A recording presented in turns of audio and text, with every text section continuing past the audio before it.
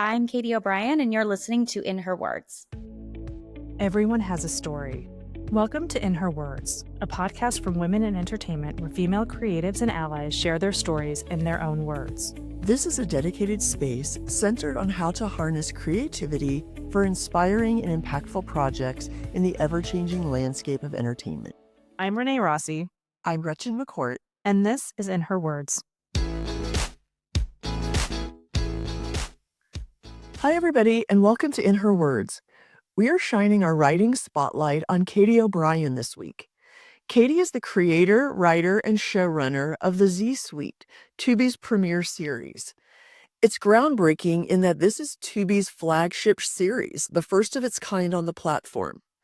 Katie is equal to the task as it has gotten rave reviews for the writing and casting of Nico Santos and the wonderful Lauren Graham. Katie's really funny, and it was a blast speaking with her. We think you're going to enjoy getting to know her. Katie, it is so exciting to talk to you. I was just telling Renee, I was reading one of the Variety articles. People are swooning over the Z-Suite. Are you so excited? I'm so excited. It's so funny and so good. I just want to hear the whole journey. So it is, make sure I have this right. It's Tubi's flagship series, right? It's like, it is the first one. Talk to us about that process. How was it pitching? Did they come to you? Talk to us about that process, because that's amazing. Tubi was looking to get into scripted. For people who don't know, Tubi's a streaming platform. They acquire a lot of titles, but they were looking to do their first scripted series. And so they were reading a bunch of writers, and they read my materials, and then they called me in and they were sort of chatting with me, and they explained that they were really looking, we were sort of talking open-ended about ideas, and we were sort of circling a workplace comedy about an advertising agency and Gen Z or dealing with generations clashing. And I was like, oh, I've got it.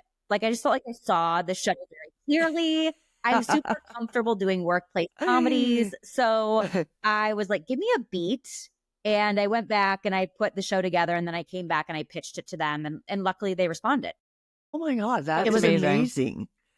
And we're Lauren. So how did Lauren Graham and Nico, I mean, the casting is just so awesome and fun. How did that come about? Was that part of your idea initially, or? So Nico was always writing this. So Nico's a dear friend of mine, and we met 10, 11 years ago in the basement, like in some basement on CBS Radford, doing the CBS Diversity Showcase. I was writing for it. Nico was performing in it. And I just always thought he was so special and funny. And I always really wanted to work with him. So I wrote Doug with him in mind. And I just remember thinking, I mean, if Nico can't do this, like, I don't know if I really want to do the character. It's kind of like, it feels like, meh. And then I'm going to be really honest with you. I have no memory of how Lauren got involved in this, because I think my brain, when the information came in, I think it couldn't process that, like, she was interested. I know at some point I heard she had read it and that she was interested in meeting, and I got on a Zoom with her, and I was like, I was really nervous because I was a huge Gilmore Girls fan. And you know that phrase, don't meet your heroes. And I just thought, oh gosh, what if she's not as cool and funny and then you meet her and you're like, oh, you're actually cooler and funnier and smarter than I thought you were. So so that's how I really wanted to collaborate with her. And she's an executive producer, and she's a wonderful collaborator and so smart. So I just met with her, and I was like, gosh, this is somebody I would love to work with. Yeah, she spoke at our summit, I want to say 3 or 4 years ago. Yeah, 3 years ago. And I'm a huge Gilmore Girls fan, and I was like, there's no way she could be as cool as Lorelai. And then, needless to say, I had like some of the best moments of women entertainment. She's just sitting there talking to her. She's one of those women that can do everything. When we were in Canada shooting, I mean, she's all the things we've already said. And then we were going to have Canadian Thanksgiving up there. And Lauren was like, oh, I love to host. I love to cook. And I was able to attend her Thanksgiving here in Los Angeles, and she cooked everything from scratch. And it almost was something where, like, hey, hey, love, you can't make it amazing, up. but like, you have to take some things away from yourself. Like you you can't be really lovely and do all the things. Like you can't be, but she really is. Like I adore her. And how the multi-generational, obviously it's the plot of the series, and so funny. How does it act out in real life on, almost like behind the scenes? Is there a lot of, there's obviously not the funny clashing, but is there a lot of like helping, mentoring back and forth? Like, I'll teach you how to do social media if you teach me, is that multi-generational showing up behind the scenes? The Gen Z cast was very generous and helping me as a millennial sort of like say the right things or just be cool. Like there were certain things where I was just like moving through my life incorrectly. But there's one moment that really sticks out to me that I was like, oh my gosh, this is such a perfect example of what this show is. Our producing director, Tristram Shapiro, who's fantastic, he is also Gen X. And he was talking about this movie and he was telling the younger cast members, he was like, you have to see this movie. And none of them had ever heard of it. And one of them Googled it and then looked up from their phone and looked me dead in the eyes. And they were like, this movie's from 1930. And I was like, yeah. Like, yeah, okay. It's from a different time. But yeah, they were great. But they're also, I think what was so astonishing to me about them, and even in the casting process, which I actually really admire, is they all are very confident in who they are. And they don't seem to have that need to desperately prove to you that they can work hard and be great. And they kind of come in and they're like, listen, take it or leave it, but not in a rude way, just in a sort of lovely, comfortable way. Yeah. Which I'm not used to as a person. It's crazy to me. Yeah. I still wish there was still a little bit of that. I know. In the writer's room, I did have, somebody did say to me, they were like, hey, I actually can't come in on Wednesday mornings. I can't come in till about 11 or noon. I have therapy. And I was like, okay, reschedule your therapy. This is a job. What are you talking about? Like reschedule. I had two people be like, I'm going to take this Monday off. And I was like, oh, why? They're like, because I know it's the Super Bowl on Sunday. And I was like, we did not experience this, but one of my favorite reasons for taking a day off is it's my birthday. And it's like, oh, okay. All right. Well, okay. We'll see. Yeah. Oh, no. There's like a GIF going around the internet that's like our generation would still go out drinking till 4 a.m., come in with the hand stamp on our face of the club we were at and just like push through and still be at our desk by 8:30. At a job in college, I worked retail and being so hungover and just taking breaks to vomit while I folded clothes. It would have never occurred to me to call in. And that's a dumb retail job. No. Never. No. Yeah, never. It would never ever. even, like the concept of calling, like I was not going to waste one of my days off or sick days because I literally was like, I have 3 sick days for 12 months. I'm not going to pull one on February. Or even it's not going to happen. Prioritizing mental health. I didn't know what mental health was until I was 32. Yeah. Like I was like, what is mental health? Right. Like, what? No. It's one of those things where you're like, you don't have enough fear of losing your job. Like our entire generation was anxious because we were like, we're going to get fired if we don't show up. So we're going to show up even if we're drunk. Drunk, sick, anything. No, I interviewed a kid out of college and you can use this, Katie. He asked me if he could order lunch while we were having a job interview. I don't even know. No, you can't order lunch and you can go have lunch now. Oh my gosh, that is fantastic. It's so, it's really kind of, you have these moments where you're like, oh, this is almost miraculous that you are even thinking this way. Yeah. Wow, that's great. Yeah. But it must give you tons of fodder for writing. Right. Like just living in your own life just must give you like incredible amounts of so inspiration. Much. It's truly the gift that keeps on giving.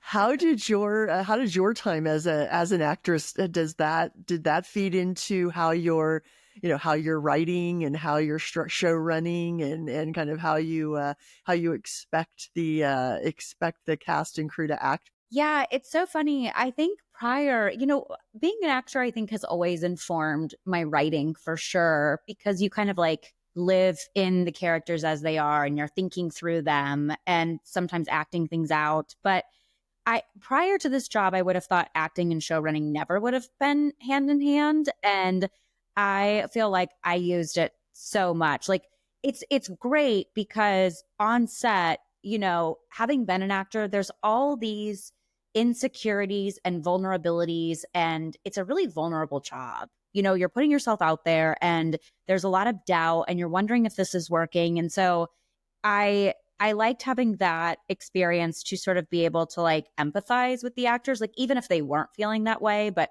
just kind of knowing how that feels, or if there was material that was questionable to them. Like as an actor, you want a say and you want to be collaborative and be like, I don't know how I feel about this. So that was an advantage to sort of having been in their shoes.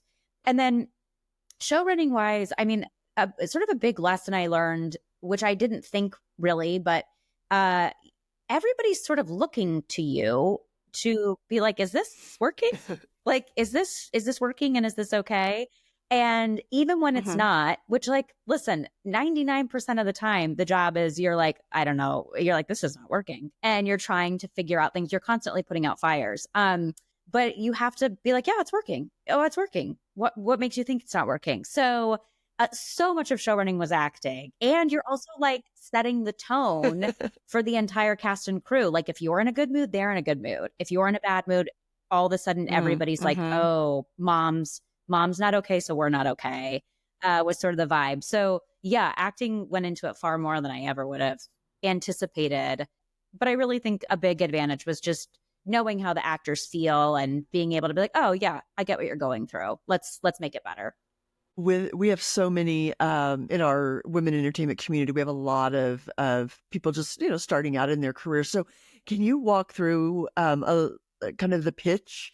And you said that they brought in different writers because they were looking for this script. But how do you pitch a show and to a Tubi or to the other studios or networks that you're doing? And is there has that changed over the years? And what advice can you give to new writers, new showrunners who are out there pitching projects, especially because things have changed so much now? I know, and especially now because it's all on Zoom. When I used to pitch, you would go in person, and it was such an event. And right. I really miss that because I'm a performer, and so I like being in a room and I like the energy.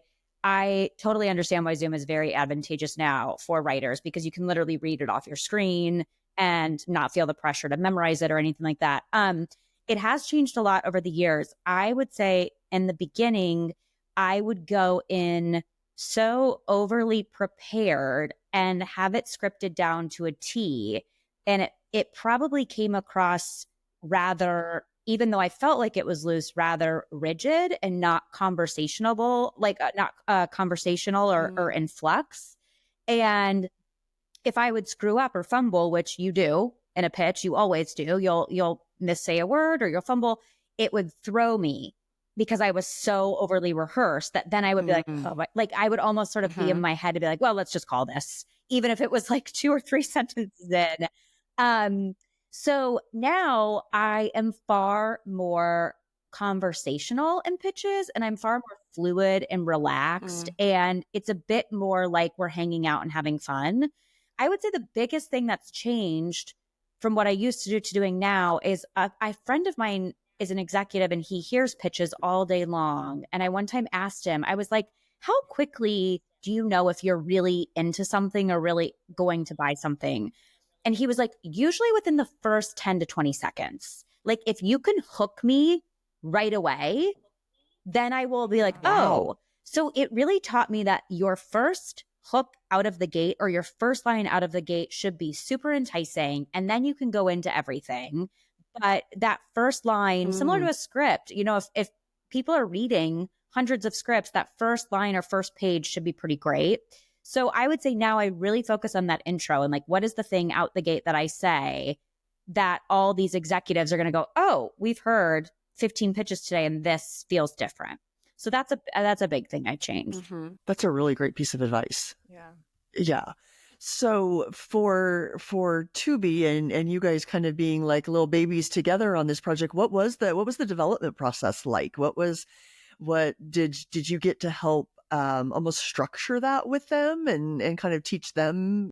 It was incredibly unique. It was unlike any development process I had done before. It was very, very collaborative, which I enjoyed. I am like a Okay. true collaborator. I come from an improv background. I am a big fan of not a lot of cooks, but more cooks the better. But it was very collaborative, and it was really unique in the sense that I wasn't working with a studio or a non-writing producer. So it really was just me and Tubi.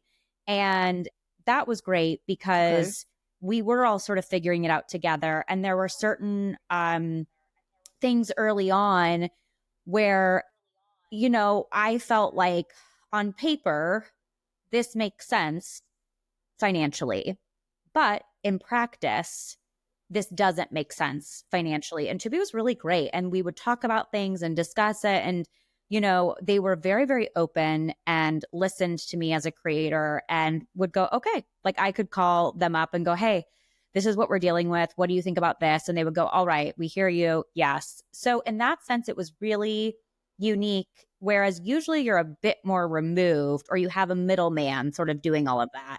I also really enjoyed it because you're not dealing with Mm-hmm. as many notes or cooks.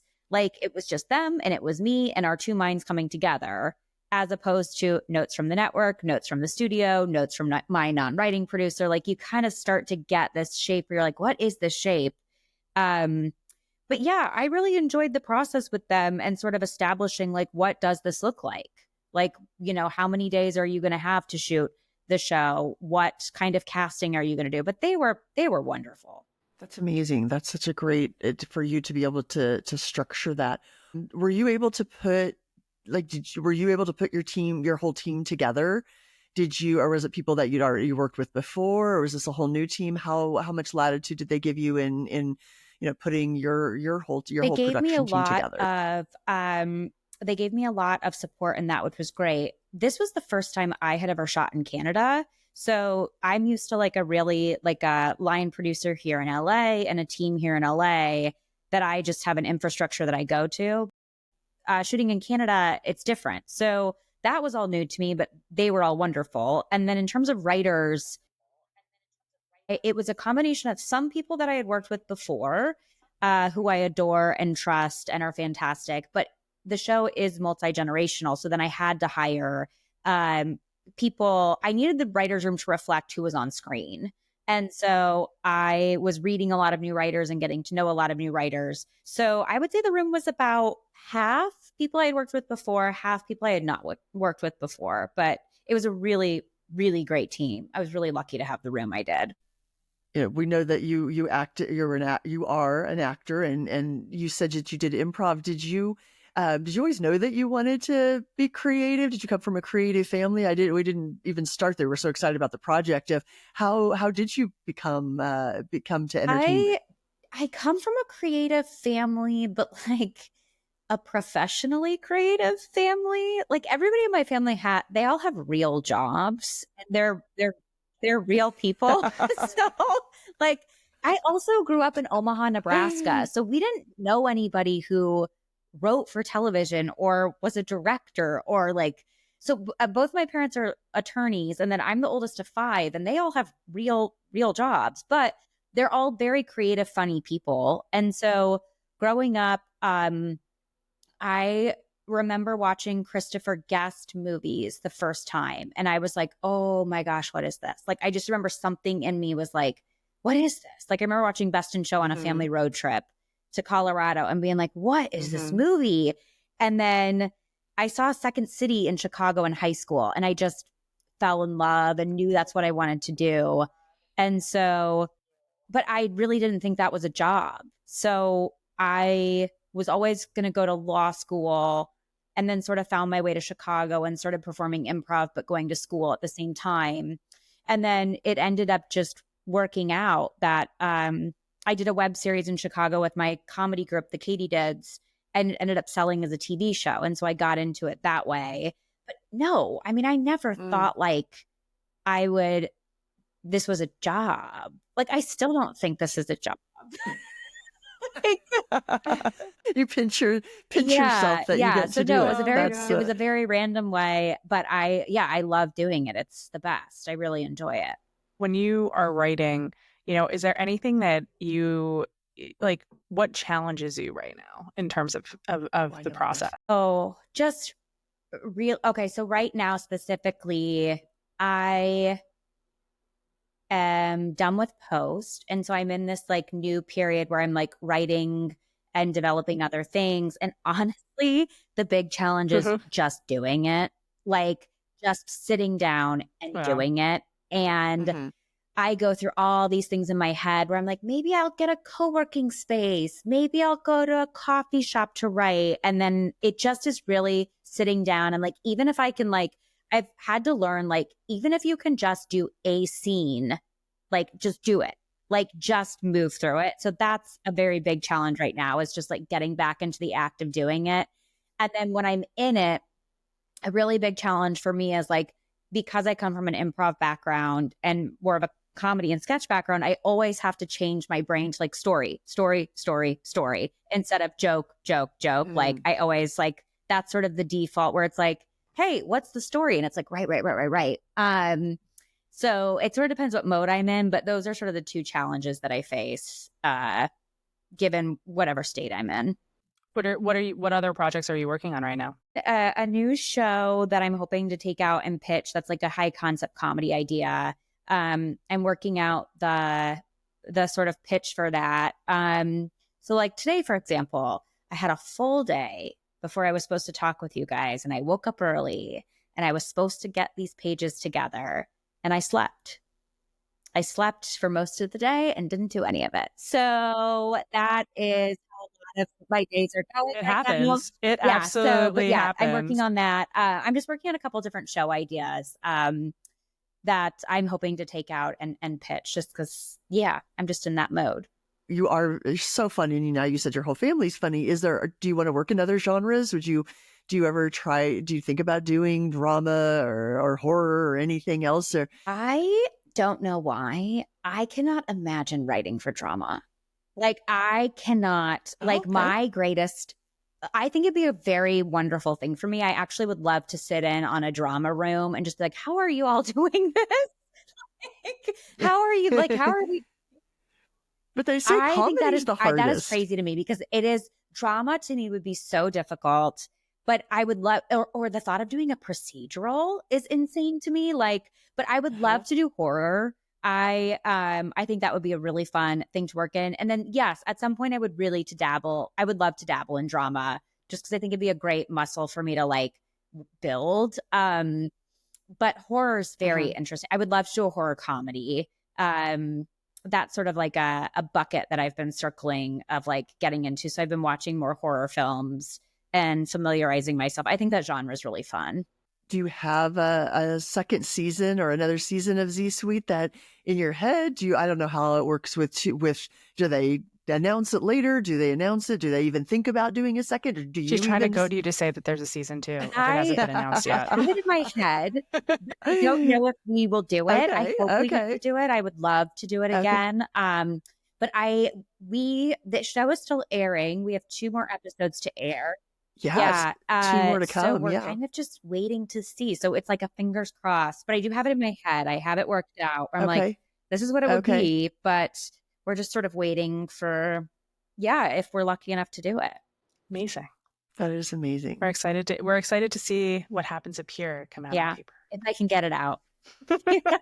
Katie, it has been so nice to meet you. You're adult. It's lovely. Thank you so much for coming on and for talking about your project. We're so excited, and we're talking about it with our women in entertainment community and supporting you and supporting it. And I'm loving all the reviews it's getting. Gosh, it's it so was exciting. lovely to chat with both of you. Thank you so much for having me on. Thank you for supporting it and launching it. I really appreciate it. Of course. Absolutely. Thank you for listening to In Her Words. We hope you'll join us at womeninentertainment.com and go to our Substack for extended interviews and behind-the-scenes access.